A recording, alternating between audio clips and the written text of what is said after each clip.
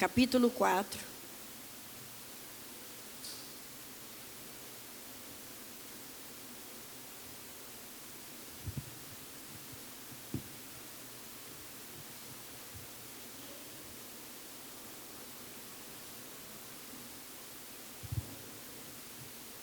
Lucas capítulo 4, nós vamos ler do 1 ao 15, por favor.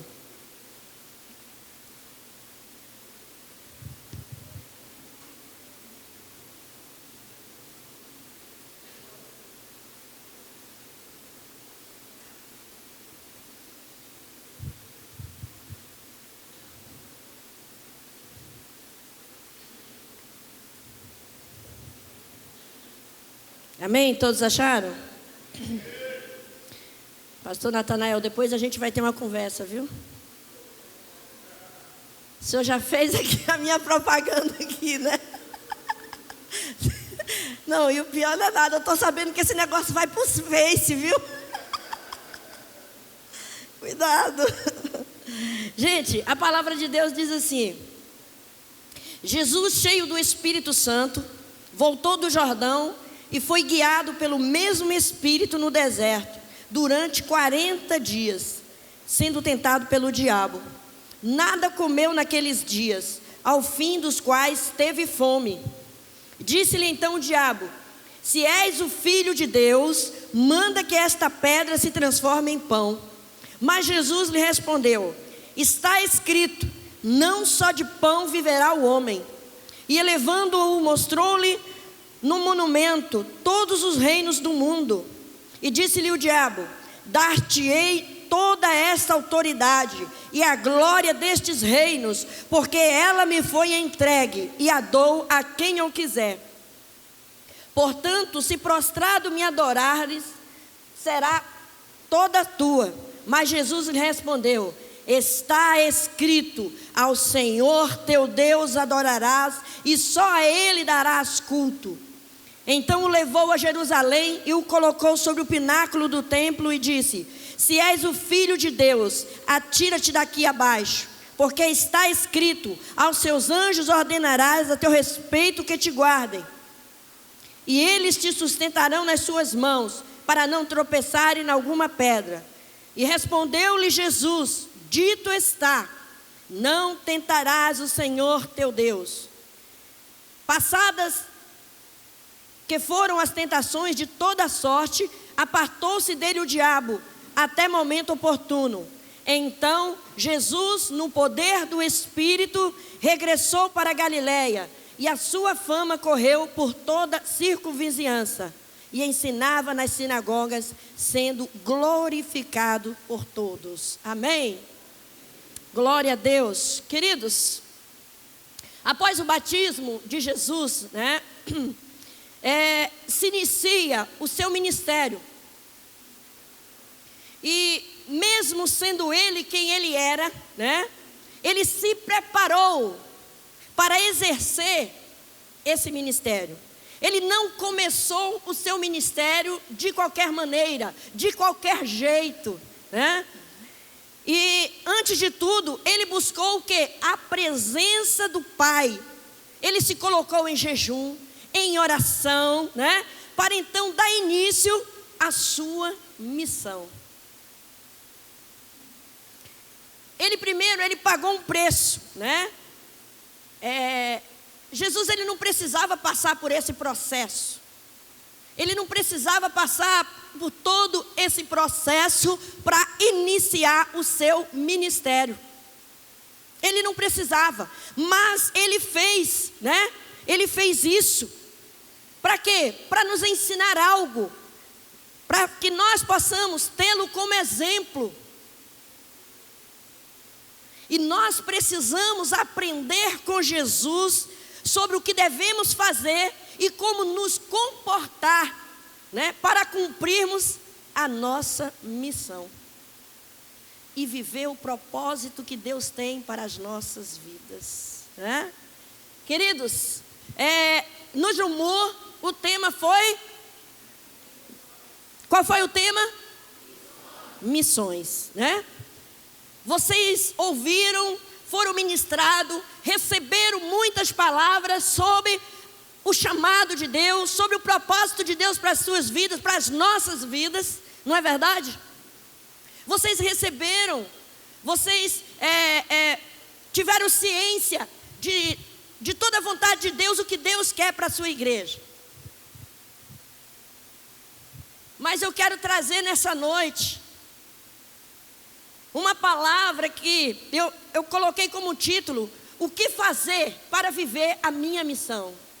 Vocês receberam tudo aquilo que é a vontade de Deus para você, que é o chamado, que é a tarefa que Ele tem para nós. Mas como você vai desenvolver essa tarefa? E é justamente isso que eu quero trazer nessa noite, né? É justamente isso. E esse texto que eu acabei de ler é um texto que nos ensina muito sobre isso. Jesus,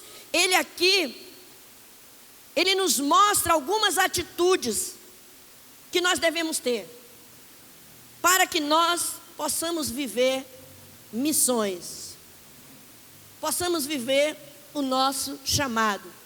E isso não foi diferente para com a minha vida. Quando eu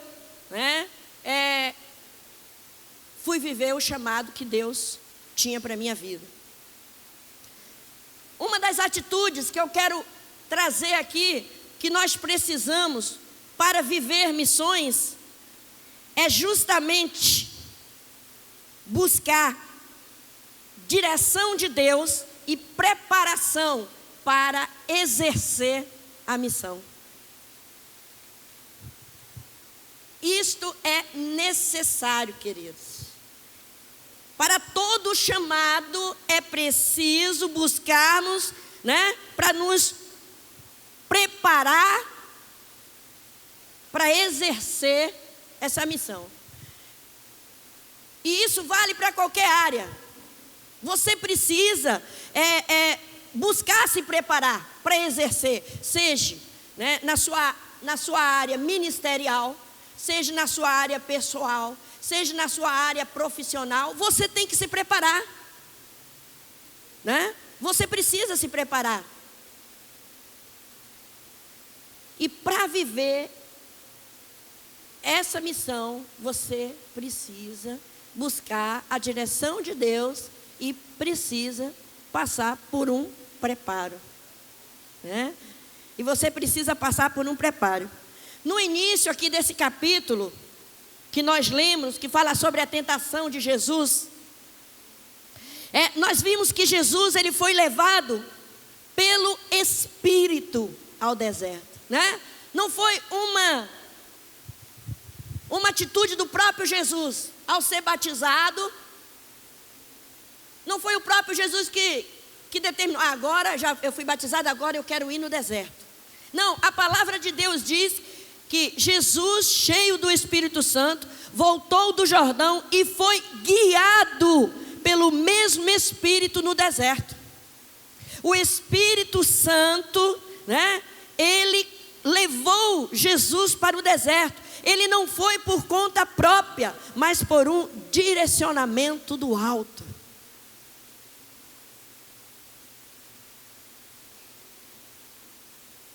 E ali ele pagou um preço, Com jejum, oração.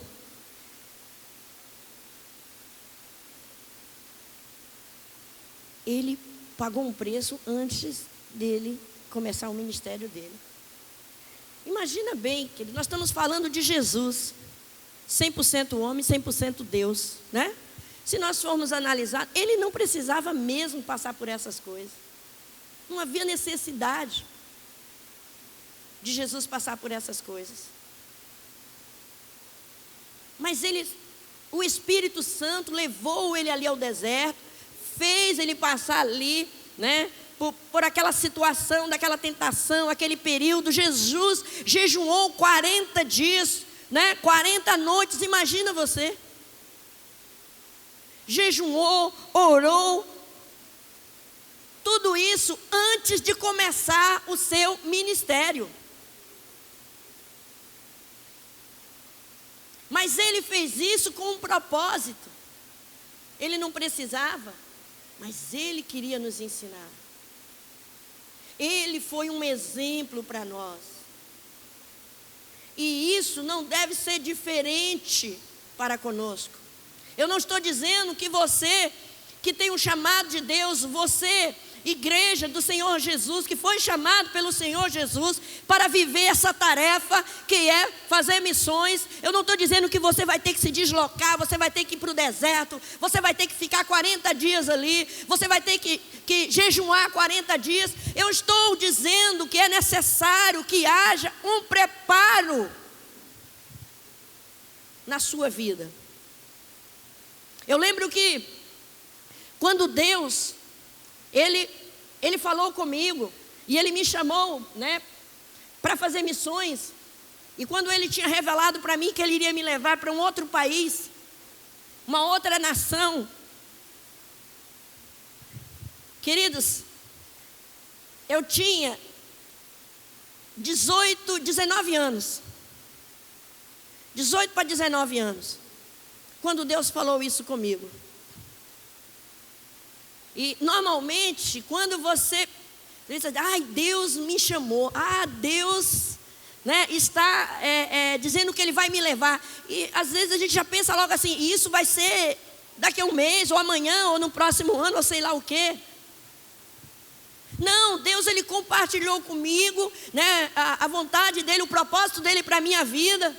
Agora ia começar o processo do trabalhar de Deus na minha vida. O preparo de Deus na minha vida. Tem algumas pessoas que, beleza, o preparo na vida dela pode ser 1 ano ou 2. Só que na minha vida durou 19 anos. Primeiro, na minha casa, só eu e minha mãe servíamos ao Senhor. Imagina, família, 8 filhos. Só eu e minha mãe serviam ao Senhor. Eu sou a filha mais velha, primeira sorte, como diz em Moçambique. A filha mais velha. E quando Deus compartilhou comigo que Ele ia me levar para uma outra nação, aquilo ali me chocou. E eu só pensei na minha família. Falei, Deus, a minha família. Falei, não. Eu tenho a minha família. E eu não posso. Na minha casa só eu e minha mãe. E eu pedi para Deus, Senhor, permita que o meu lar seja o meu primeiro campo missionário. E eu quero dizer para vocês, querido, que quando Deus falou isso para mim, eu já tinha muitos filhos na fé. Porque desde quando eu me converti, que foi com 13 anos de idade, eu me converti com 13 anos de idade, eu entreguei minha vida para Jesus com 13 anos. Com 14 anos eu me batizei. E eu me batizei e eu já comecei a me envolver com a obra de Deus. É uma coisa que eu tinha prazer, e eu tenho até hoje esse prazer, de estar envolvido com a obra de Deus, né? E eu fazia, não era que eu não estava envolvido, que eu não fazia, que eu não evangelizava, ou que eu não discipulava, eu tinha filhos na fé. Eu já tinha vários filhos na fé. Mas algumas coisas ainda precisavam ser tratadas na minha vida. E eu queria ganhar minha família para Jesus.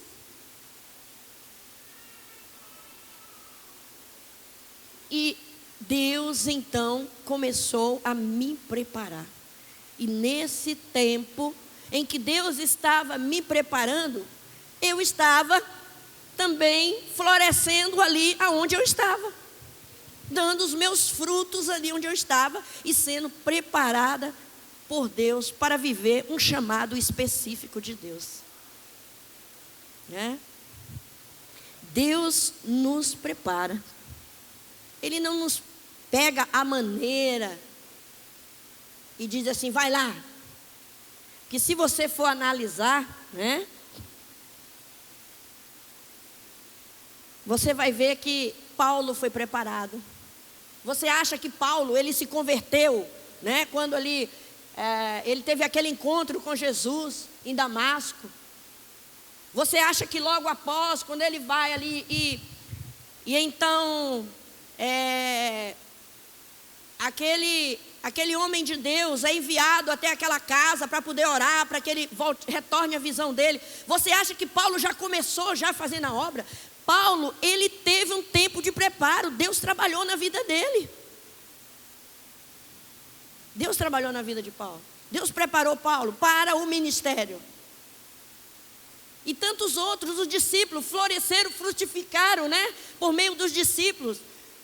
O evangelho, né? Cresceu, se expandiu. Mas todos eles passaram por um preparo. Todos eles foram preparados, queridos. Todos eles foram preparados. E Jesus então fez isso. Ele foi para o deserto. Foi levado pelo Espírito até o deserto, né? E ali, para que ele começasse de fato a exercer o ministério dele na terra. Muitas das vezes, nós queremos que as coisas tenham resultado,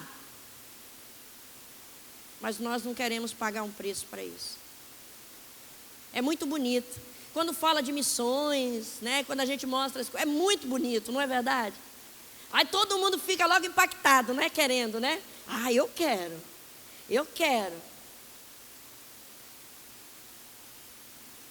Mas, queridos, existe um preço por trás disso.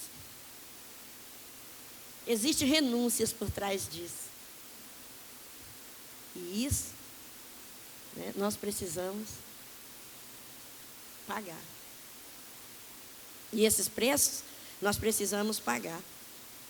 Muitas das vezes as pessoas elas tomam atitude, né, que fora do propósito de Deus, e sem buscar uma direção de Deus, sem passar por um preparo de Deus, e ela é frustrada. Eu estava conversando com a pastora Josi ali atrás, ela sem saber do que eu ia falar, ela estava falando assim.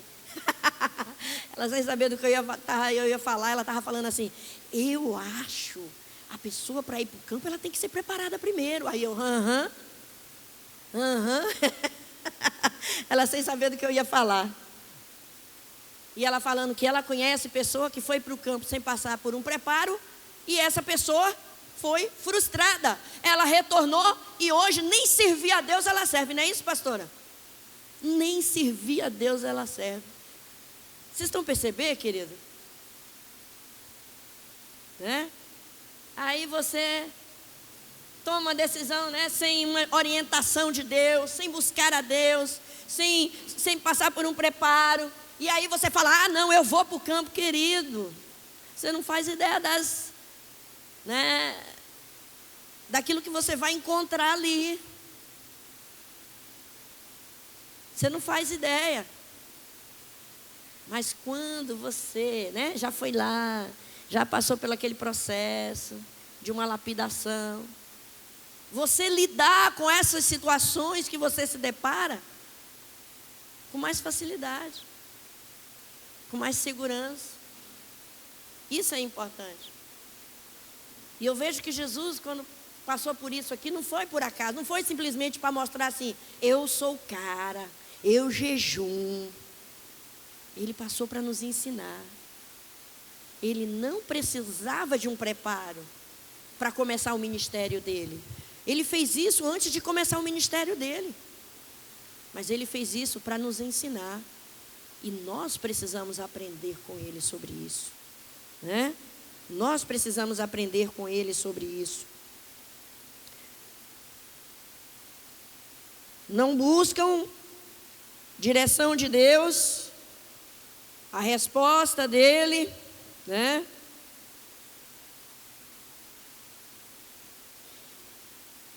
E aí encontra uma situação árdua, difícil, e ele retrocede. Ele retrocede. Salmos 25, 4, o salmista diz assim: Ó Senhor, ensina-me os teus caminhos, faze com que eu os conheça bem. E é isso que nós precisamos. Nós precisamos buscar o Senhor. Nós precisamos buscar a direção de Deus e deixar ser preparados por Deus, para que nós possamos viver esse chamado, né? A nossa missão. A outra coisa, querido, que é importantíssimo para você viver o seu chamado, é você conhecer a palavra de Deus e estar firmada nela. Você precisa conhecer a palavra de Deus. Já pensou? Você vai para o campo falar de Deus, mas você não tem intimidade com a palavra dele, mas você não está firmado com a palavra dele. Você vai falar do quê? Do que você vai falar? Se é a palavra dele que você vai levar. É importante, querido, para você viver a obra de Deus, chamado de Deus da sua vida, você tem que estar firmado na palavra de Deus. Porque foi através dela que Jesus venceu a tentação ali no deserto. Ele falava: está escrito. Está escrito.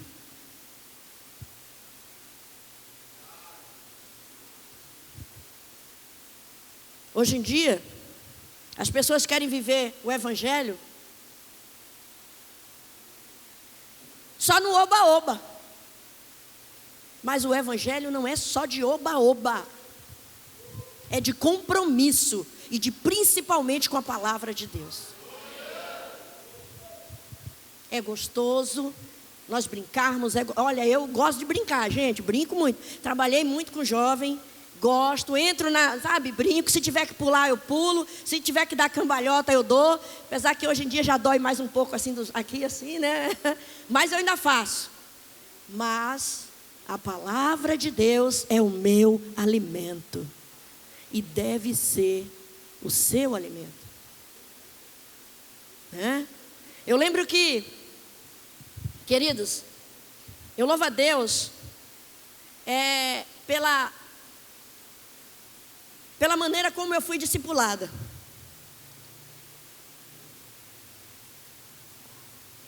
Ler a palavra de Deus era algo que era imposto. Não, tem que ler a palavra de Deus. Todo mundo tem que ler. E tem mais. Você escolhe. Você quer ler a Bíblia toda em 1 ano ou em 2? Mas tinha que fazer. Né? E tem mais. Eu lembro bem. E era assim. Para você, por exemplo, se eu falar assim: não, eu quero ler o livro de Salmos. Eu só podia ler o livro de Salmos assim, se eu já tivesse lido a Bíblia 5 vezes, ela inteira. Aí que eu podia me dedicar a um livro só. Depois que eu tivesse lido 5 vezes a Bíblia. E eu quero dizer uma coisa para vocês. Eu não lembro quantas vezes mais eu já li a Bíblia toda. Mas eu sei que cada vez eu entendo que eu não sei nada. E aí, eu lembro que quando eu completei 5 anos que eu tinha lido a Bíblia toda, eu falei: agora eu posso ler eu posso ler só um livro que eu quero. Qual é que eu vou ler? E eu gosto muito de Provérbios. Porque Deus dá uma estacada boa na gente ali, né? Deus dá uma estacada ali em Provérbios, muito boa. Eu gosto. Né? Eu falo: bate, Deus, que seja para que eu fique melhor. Né? Você vai me bater para eu ficar melhor, então isso é bom. Então, crente, não tem como viver a palavra de Deus sem você. Não tem como viver o chamado de Deus se você não é firmado na palavra dele. Se você não tem a palavra dele como base para você, como seu alimento. Você precisa disso. Se não conhecermos a palavra de Deus para sabermos quem somos e o que Deus tem para nós, podemos nos desviar da rota que ele traçou para as nossas vidas.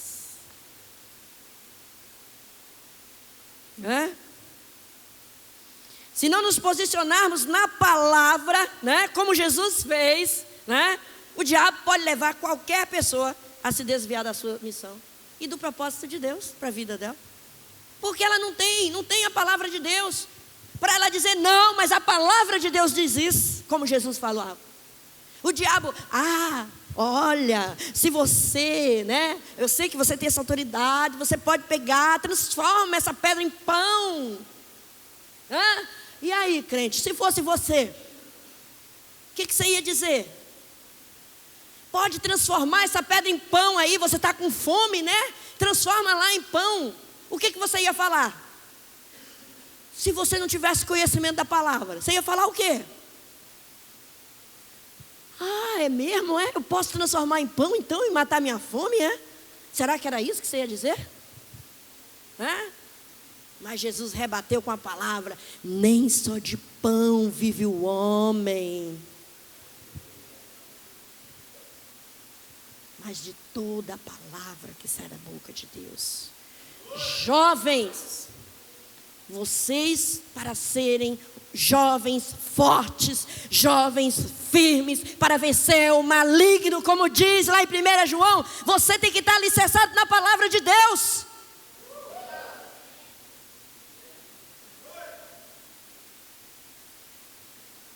Salmo 119, 105 diz: lâmpada para os meus pés é a tua palavra e luz para o meu caminho.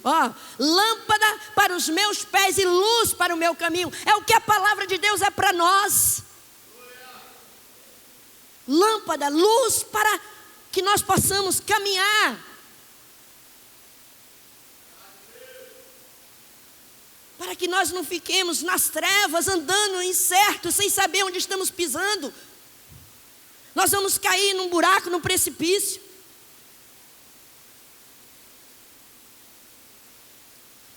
E Paulo escreve para Timóteo, jovem Timóteo. E Paulo diz assim, lá em 2 Timóteo 2,15: procura apresentar-te a Deus aprovado, como obreiro que não tem de que se envergonhar e que maneja bem a palavra da verdade. Paulo escreveu para Timóteo isso. E fica para nós essa palavra. Jovem, procura te apresentar-te a Deus como obreiro aprovado, que não tem de que se envergonhar e que maneja bem a palavra da verdade. Você tem uma palavra para alguém. Você tem uma palavra para alguém.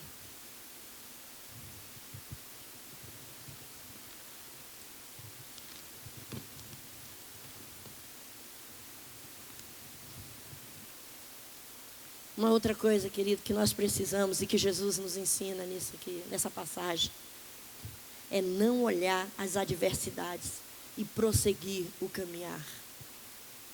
Não olhar as adversidades. Tem Photoshop aí, irmão? Usa Photoshop, viu, irmão?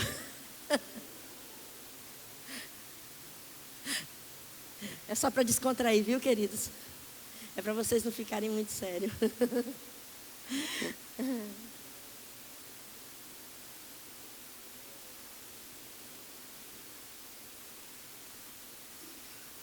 Não olhar as adversidades e prosseguir o caminho.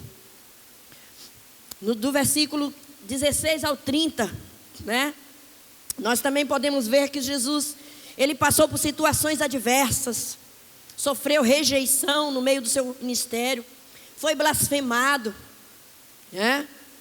E com isso Jesus, querido, está nos ensinando que independente das adversidades na nossa caminhada, quando estivermos em direção à nossa missão, nós precisamos prosseguir.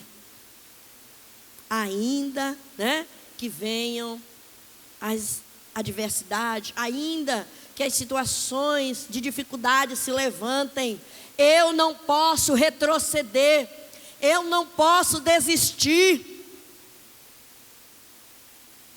Eu não posso desistir. Eu lembro que eu ouvia chacotas, e isso eu não ouvia de pessoas que estão lá fora, eu ouvia de pessoas que estão dentro da igreja. crentes que às vezes, né, brincava e ria comigo, ria de mim e falava: "Ih, nada, que nada, deixa de bobeira, você vai para lugar nenhum." E várias vezes eu ouvia isso. Eu ouvia algumas brincadeiras. E eu lembro que quando essas coisas mexiam comigo, eu corria para o meu quarto e eu ia falar com o papai. E eu falava: "Pai, se o que eu ouvi não foi do Senhor, então tira do meu coração." E quando eu falava isso, papai levantava alguém para dizer para mim assim: "Olha, Deus mandou te dizer que Ele te chamou. E Ele é contigo. E Ele vai cumprir o propósito dEle na sua vida." É assim que Deus faz. Não deixa que as adversidades te desviem do caminho, do seu chamado, do propósito de Deus para a sua vida. Não deixe que Deus levante outra pessoa para viver aquilo que Ele quer fazer por meio de você. A obra de Deus não para.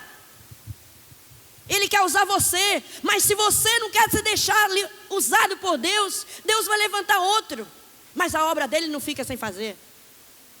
E se ninguém quiser, a palavra dele diz que Ele vai fazer as pedras clamarem. Não desista. Não desista. Quando as primeiras dificuldades se levantarem, e agora, e a situação e recurso?